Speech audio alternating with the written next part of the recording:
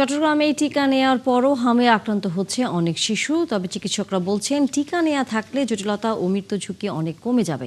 দর্শক, আমরা চট্টগ্রামের হামের শিশুদের চিকিৎসা এবং উপসর্গ নিয়ে কথা বলতে চাই। আমাদের সাথে আমাদের সহকর্মী রাজীব বড়ুয়া যুক্ত হচ্ছেন চট্টগ্রাম থেকে।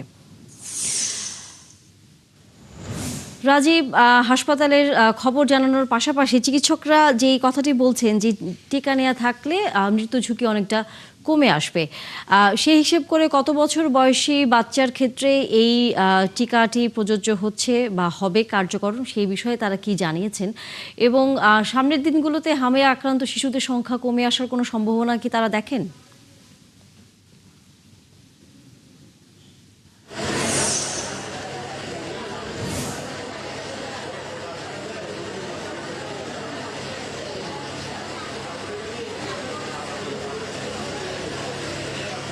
তানিয়া, আপনাকে চট্টগ্রামের হামে আক্রান্তদের কিছু তথ্য দিয়ে জানাই আগে। সেটা হচ্ছে গত 24 ঘন্টায় 43 জন শিশু হামের উপসর্গ নিয়ে হাসপাতালে ভর্তি হয়েছে।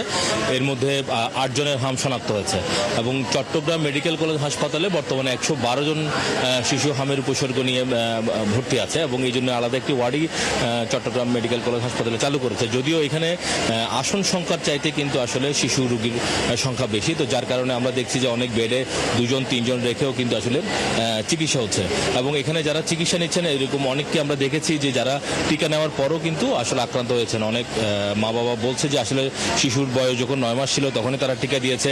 3 বছরের শিশু তারাও আক্রান্ত, 7-8 বছরের শিশুকে আমরা দেখেছি টিকা নেওয়ার পরও আক্রান্ত হচ্ছে। তবে চিকিৎসকরা বলছেন যে টিকা নেওয়ার পরও অনেক শিশু আসলে যদি অপুষ্টিজনিত বা শারীরিকভাবে দুর্বল থাকে তারা হয়তো হামে আক্রান্ত হতে পারে, যেটি একটি আসলে সংক্রামক ব্যাধি। তবে টিকা নেওয়া থাকলে পরে সেক্ষেত্রে হামের যে সংক্রমণ হয় বা হামে যদি আক্রান্ত হয় কিন্তু সেক্ষেত্রে জটিলতাগুলো তৈরি হবে না।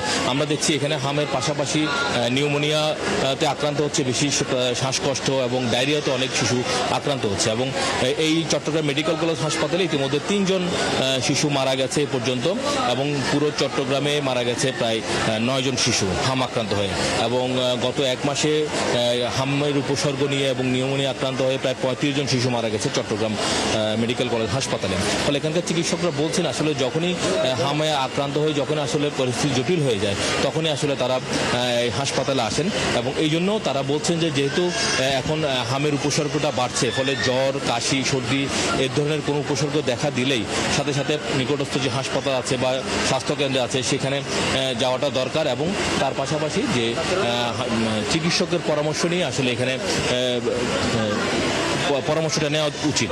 তো আমরা একটু কথা বলতে চাই, এখানে চিকিৎসকরা কথা বলছেন যে এখানে যারা আসছেন বিশেষ করে হাম আক্রান্ত শিশুদের সংখ্যা তো অনেক বাড়ছে, তো কোন ধরনের জটিলতাগুলো আসলে তারা নিয়ে আসছেন? আসলে আমাদের হামের রোগীগুলা মানে এখনো পর্যন্ত প্রতি অ্যাডমিশনে মোটামুটি প্রতি অ্যাডমিশনে 25 থেকে 30 জন রোগী ভর্তি হচ্ছে আমাদের, ঠিক আছে। যে রোগীগুলো দেখা যাচ্ছে কোনো ধরনের জটিলতা নাই আমরা আসলে ওদেরকে ভর্তি দিচ্ছি না। তো যেগুলোকে ভর্তি দিচ্ছি মোস্ট অফ দ্য পেশেন্ট হচ্ছে আমরা যেটা পাচ্ছি মানে 90%-এরও বেশি রোগী হচ্ছে নিউমোনিয়া রোগী আক্রান্ত, ঠিক আছে। আর বাকি 10% ডায়রিয়া আছে, অ্যাকুট ওয়াটারে ডায়রিয়া, কিছু কিছু রোগী খিঁচুনি নিয়ে আসতেছে, এনকেফালাইটিস, ঠিক আছে। সাথে কনজাংটিভাইটিস মানে চোখের যে কমপ্লিকেশনগুলো সেগুলো নিয়েও আসছে, আবার মুখের আলসার নিয়েও আসছে, মাউথ আলসার নিয়েও আসছে আর কি, ঠিক আছে। মেনলি এই পেশেন্টগুলো আমাদের কাছে ভর্তি হচ্ছে আর কি। আবার পোস্ট মিজাস কমপ্লিকেশন নিউমোনিয়া নিয়েও ভর্তি হচ্ছে, আর এই পেশেন্টগুলো সবচেয়ে বেশি খারাপ হচ্ছে আমাদের এখানে। ধন্যবাদ।